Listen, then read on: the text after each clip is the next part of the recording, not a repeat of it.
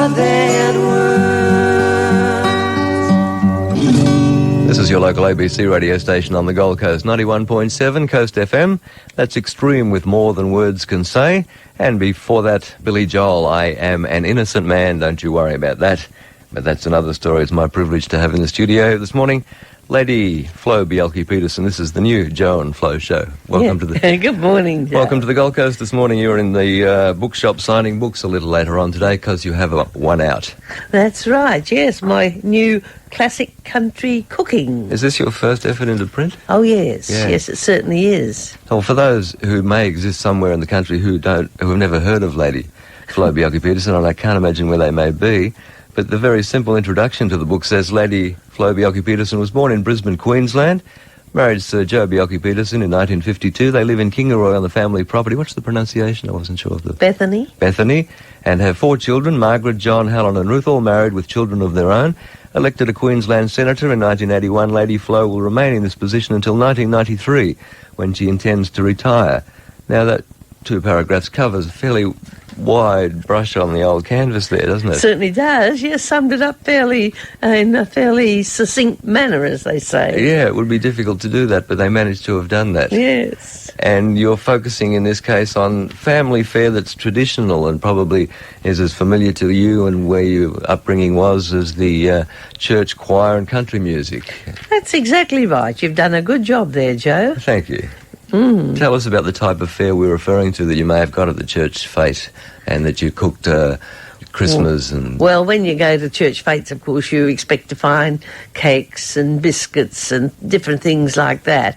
And I've done quite a bit of that. As a family have been growing up, of course, you get into the habit of having them come home in the afternoon from school and expect to find something in the tins. That's right. And now I have grandchildren who come home so you in had the the 4 afternoon. of them. You had the 4 of them at school and at home. Yes, at Kingaroy. Yes, they all went to Kingaroy High School, right, and the Tabinga School in town, and I was part of the tuck shop mums in those days. I wasn't a senator, of course, when the children were growing up, and although I was, for some of the years, of course, a Premier's wife, and I did a little bit around the place, but I really didn't get sort of into the travelling around Queensland and working hard with Joe until really the children were older. So how much cooking are you still doing? How much time are you spending? Well, let's say I haven't had quite enough time lately to do too much cooking, but I did make pumpkin scones just at the beginning of last week when I started on this promotion of my book. Just to see the recipe still works. You know, well, yes, that's right. Well, Brisbane Extra came up. Right. And I did some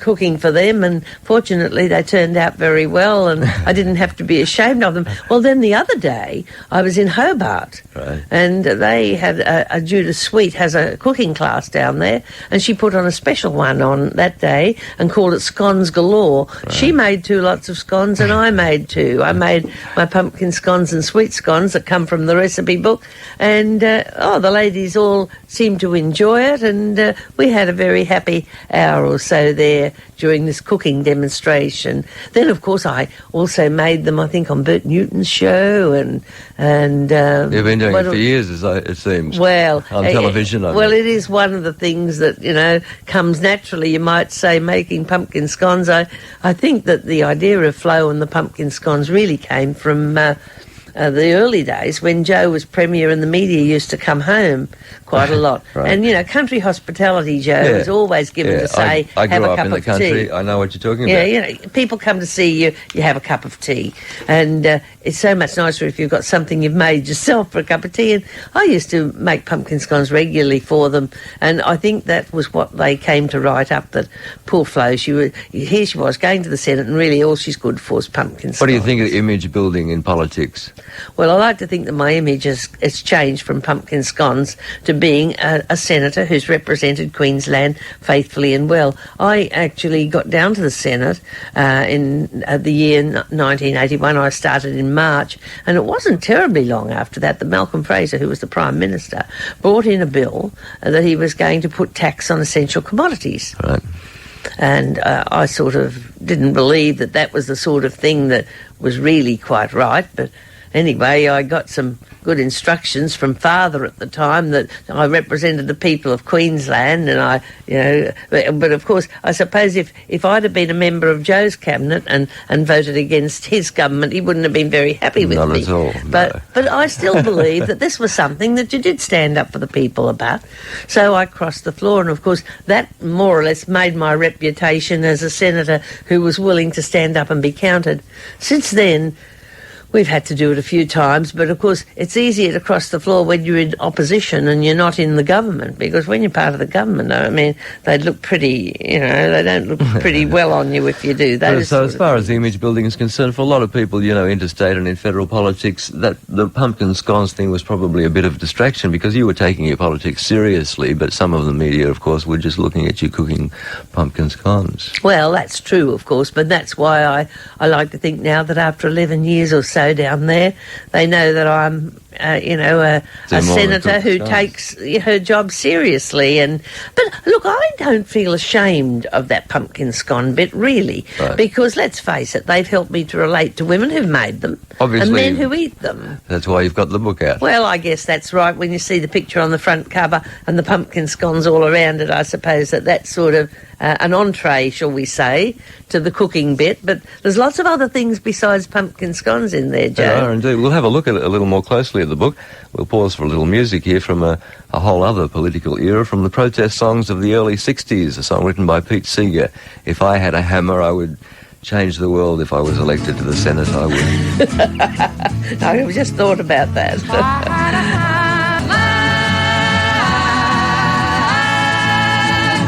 From the era of the protest song, If I Had a Hammer, Peter, Paul and Mary on Coast FM. You're with Joe Miller. And in the studio this morning, our special guest is Lady Flo Bielke-Petersen, and her book just out from Transworld Publishers that she'll be signing copies of at Book World in Australia Fair and Pacific Fair a little later on today. And Lady Flo, you're looking at traditional country recipes. Now, when we talk about traditional country, there are probably a lot of people on the Gold Coast who don't really have much insight into what traditional Australian country, outback Queensland, Kingaroy growing up cooking is. Well, that could be so, but then I would like to guarantee, Joe, there'll be a lot of people from those parts of Queensland even, and New South Wales and Victoria who have come up here to live, who have actually come from the country. And would like to see these recipes written down. Well, I reckon that's right. And really, when you look at some of them, the corned beef and the tangy curry, and here's my beef casserole, a good standby if you're going out for the day. You've got to go and kill the calf first for that one, do you? Oh, well, yes, I suppose. We actually have got one of our own beasts in the deep freezer at the moment, all killed nicely by one of the butchers who goes around doing this work. That's and right, has they a have license to. In fact, for you doing can't kill them yourself anymore. You've got to get the butcher out to do it. You actually have to do that, or you'll be in real trouble. Joe's favourite bread and butter custard recipe, the Bielke-Petersen Sunday family dinner, the savoury curry the Queen Mother discovered. What's the story behind that one? Oh, well, that's something that we heard about and thought it would be rather nice if we put it in the book, because it seemed to me to be something that would be rather pleasant for people to read about. Tips on cooking golden syrup dumplings and coconut jelly. Any tips on eating it without getting it stuck in your plate? Tripe and onions? I don't think you do that. I'm sure you wouldn't, as a matter of fact. And I think that coconut jelly is really a lovely one. It titivates an ordinary jelly up.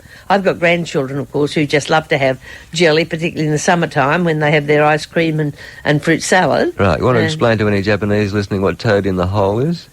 Well, that would be rather difficult for your Japanese readers, I believe, but it's really quite a simple one, made with sausages, and a very simple recipe that turns out really very nice indeed. Bundaberg Christmas cake, has that got hints of rum? Well, it has got rum in it for the pure and simple reason that when I was up there in Bundaberg working on one occasion, the party wanted to give me something. And what did they give me? A plaque with a beautifully printed recipe for a Bundaberg Christmas cake. I must admit that it does have a deal of rum in it, but they all say that the alcohol goes, once you cook the alcohol goes out of it. It just makes it nice and tasty. Right, so if you're on schedule this morning, it'll be between 11:30 and 12:30. You'll be in Centre Court Australia Fair, in Yes. Southport, and at Pacific Fair in Broadbeach between 2 and 3 this afternoon. That's right, I am, Joe. And yes. it's been a privilege meeting you and a pleasure to have you chatting about your new book. All the best for it. Thank you very much. Yes, I had a good day yesterday in Brisbane, and I hope that the people who buy it will be happy with it. Thank you, Joe. I hope very you enjoy much. your day on the Gold Coast.